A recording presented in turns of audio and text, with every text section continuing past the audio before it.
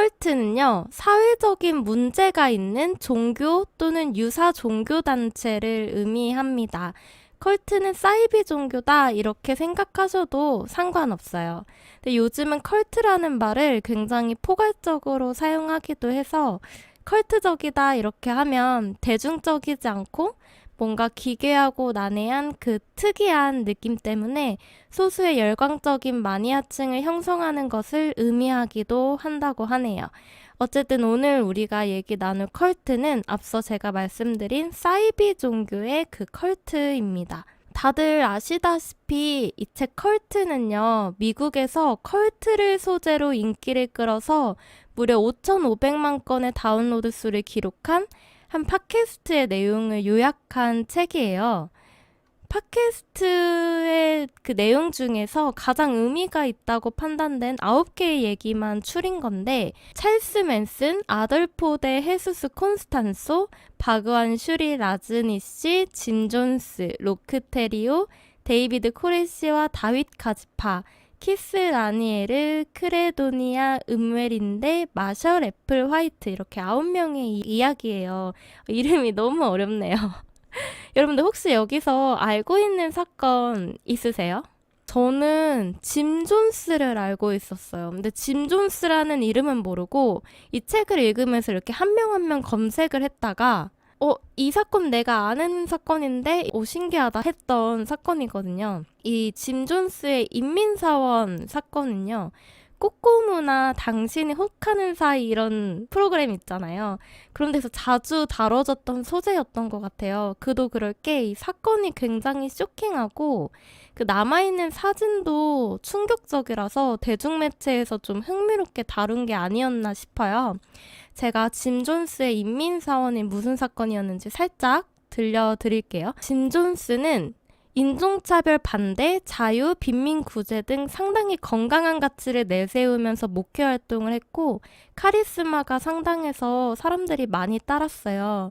인민사원에서 그 끔찍한 일이 생기기 1년 전에는 마틴 루터 킹의 인권상을 수상할 정도였다고 하네요. 안 믿기시죠? 근데 이런 존스의 평등주의는 사회주기적인 색채를 띄었는데 1970년대 후반에는 미국 정치계가 굉장히 혼란스러운 시기였어가지고 이런 본인의 뜻을 펼치기에 적합하지 않다고 생각했는지 남아메리카에 위치한 가이아나의 땅을 구입했고 신도들을 데리고 이곳에 정착했어요. 이곳이 바로 존스타운, 우리가 얘기하는 인민사원이에요. 이곳에서 짐 존스는 본인을 신격화하고 신도들의 무단 탈출을 막기 위해서 밖으로 나가면 독사가 있다는 등 신도들을 세뇌하기 시작했습니다. 물론 이 정도만 한 건 아니고요. 여신도들을 성폭행하고 신도들을 노예처럼 부리기도 했습니다. 한편 미국에서는 인민사원에 사람들이 갇혀있다는 제보가 곳곳에서 들어오고 결국 레오 라이언 하원 의원이 조사단과 기자단을 끌고 가이아나로 향했습니다.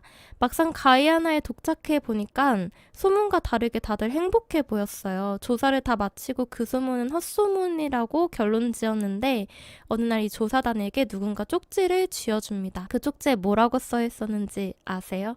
쪽지를 딱 펼쳤는데 그 쪽지에는 존스타운을 빠져나가게 해주세요라고 써 있었어요. 그러니까 그 행복해 보이는 모습이 다 꾸며진 모습이었던 거죠. 실상은 그 소문 그 자체였던 거예요. 라이언 의원은 짐 존스에게 대놓고 이 쪽지는 뭐냐고 물었고 짐 존스는 아무것도 묻지 말고 그냥 제발 여기서 나가달라고 하고 더 이상 말을 아꼈습니다. 라이언 일행이 떠나기로 한 날 이륙장에 갑자기 무장한 사람들이 나타나서 총격전이 벌어집니다. 이 자리에서 라이언을 포함해 5명이 즉사하고 남은 사람들은 정글로 도망쳐서 가까스로 살아남았습니다. 그리고 바로 몇 시간 후에 우리의 죽음은 혁명이다라는 말을 남긴 채 짐 존스 본인을 포함한 신도들 약 900여 명이 이곳에서 집단 자살을 합니다. 청산가리를 탄 쿨에이드를 마시고 자살한 거라고 하네요. 제가 이 사건을 알고 있었던 이유가 이 사진을 굉장히 많이 봤어서였는데 좀 끔찍하죠. 이게 다 시체고요. 여기가 이제 인민사원이고 900여 명이 이렇게 집단 자살을 한 모습을 볼 수가 있어요. 이 사건 이후에 미국에서는 drink the Kool-Aid, 쿨에이드를 마셔라 라는 말이 지도자의 말을 맹목적으로 믿고 따르는 어리석은 사람이라는 의미를 가진 말이 됐다고 하네요.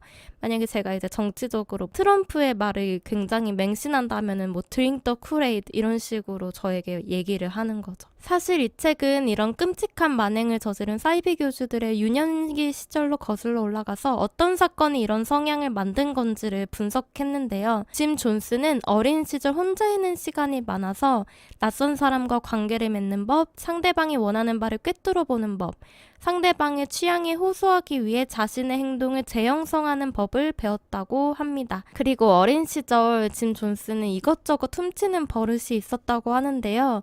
떠돌이 동물들까지도 붙잡아서 건축관으로 데려오곤 했다고 해요. 짐 존스는 이렇게 데려온 들개가 곁에 있으면 부모님조차도 감히 체벌할 수 없다는 걸 깨닫게 되었다고 합니다. 그 상대방에게 두려움을 주는 방법을 비교적 어릴 때 깨달은 거죠. 이 밖에도 사이비 교주들은 유년기 시절 상당히 비슷한 경험을 했더라고요. 우선 굴욕적인 사건으로부터 비롯된 강렬한 수치심은 사이코패스적인 성향을 증가시킨다고 합니다. 예를 들면 신도들에게 연쇄살인을 지시했던 찰스 맨슨은 어린 시절 이모가 입혀준 원피스를 입고 등교한 적이 있었는데 이모는 찰스 맨슨에게 남자가 되는 법을 배우길 바라는 의도였다고 하지만 찰스 맨슨에게는 굉장히 수치스러운 사건이었겠죠. 그리고 동물과 사람의 뼈로 주술을 외우는 종교의 지도자였던 아돌포 대 헤수스 콘스탄소 역시 가장 감수성이 예민했던 시절부터 깊은 수치심에 맞서 싸웠는데요. 아돌포의 어머니는 아돌포가 어린 시절부터 산테리아라는 쿠바의 한 종교를 믿고 있었는데요. 그 종교는 동물을 제물로 바치는 제사를 지내는 바람에 집이 상당히 비위생적이었어요. 아돌포는 강박적으로 말끔한 성향이었는데 자신의 공간을 보장받지 못한다는 것이 아돌포에게는 굉장히 수치스러운 일이었다고 하네요. 다시 짐 존스 얘기로 돌아가서요.